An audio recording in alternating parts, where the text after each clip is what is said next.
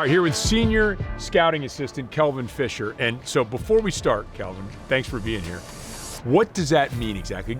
Tell fans what you do for a living and as you lead up here to the combine and the draft. I cover half of the country from the west to the east, and there's like 3 other area scouts that I'm over the top of, and that's kind of my role right now. What does a typical week look like for you during the NFL season? Steelers are playing a game. What are you doing? Yeah, okay. First thing is we're watching our game on Sunday, wherever we at. If we're on the road or at home. If you're at home, you watch the game, you get on the flight, and I'll just take you through a scenario. Say you're going to Washington State, Washington, Oregon, Oregon State. So you'll get on the flight, fly out to Spokane, do Washington State Monday, leave there, go up to Seattle, do Washington on Tuesday, leave there, drive down to Oregon, do Oregon State on Wednesday, and then Oregon on Thursday. Now, with all that being said, when you get there, you're going to the school. You're gonna meet with certain people to get background information. You're going to evaluate film, and then you're gonna go to practice. Once you get to your next hotel, you're writing reports. Right. You're putting all your information in. So that's the first day. So it's nonstop. And like I said, go to your next hotel, get up, same routine at Washington. The fun part about it is it's a different school every day, it's different players every day, and you're dealing with different people every day. So the season ends, right? Obviously you get the college football championships, but now, before the combine, you have all the all-star games and different things. So how big a part of your schedule is that? So we'll go to the all-star game, we do interviews, and we watch practice at the all-star game. So that part of it, and you're putting all this information in the system so you're always working. You're always working. You're always trying to find a niche. You're always trying to find something that, especially when you like a player, right? So you'll do, the East-West, and then you'll do the Senior Bowl, and you go home, and then you're doing your cross-checks at the same time, because we get a cross-check assignment in December.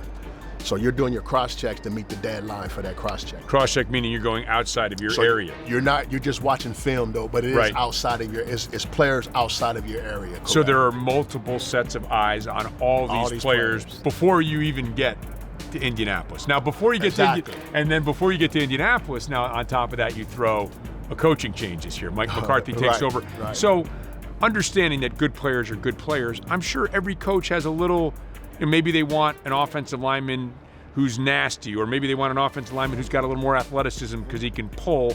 So how much have you had to tweak your evaluations to the players? I don't believe you have to tweak your evaluations of players. I believe you just got to have your evaluation on point.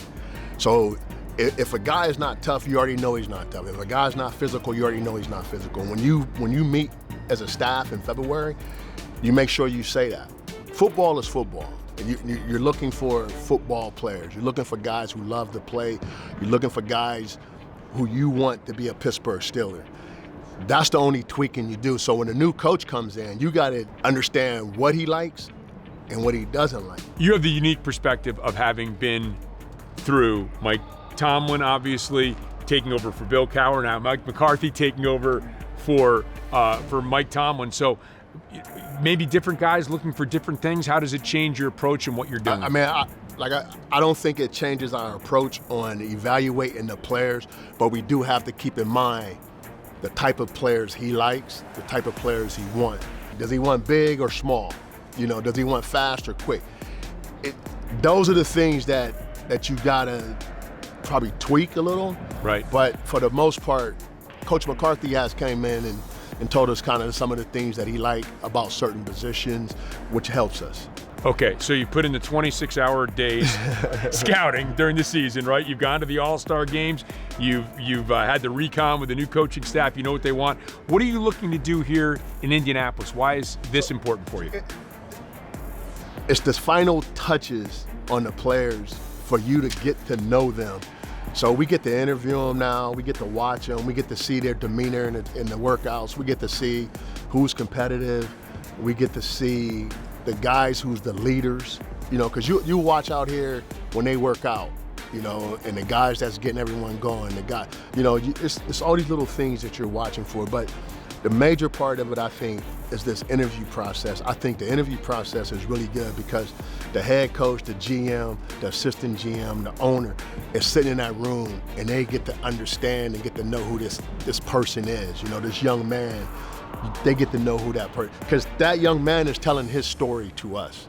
So Omar Khan was telling us you had 2 weeks of meetings and everybody was together. So you come here to the combine. When do you start kind of putting together this big board? Is the process already undergoing now, or is it something that waits a little bit? The process is going on as soon as we throw grades in the system in the fall. Right. Hey, you may have a guy that like a guy and give him a good grade, and other players may not, so someone else got to look at him again. Right. So the process never stops. It's just putting the pieces together of that puzzle. Right. Is having 12 draft picks like waking up on Christmas morning and seeing a couple extra presents than you expected under the tree? No question. I don't think I ever had this many picks before in all the years I've been doing this. So I'm excited. The thing about it is, we're going to get someone late that's going to end up being good, that everyone's going to be like, oh, because it's 12 picks, right? It gives you an opportunity to, change your franchise. Right.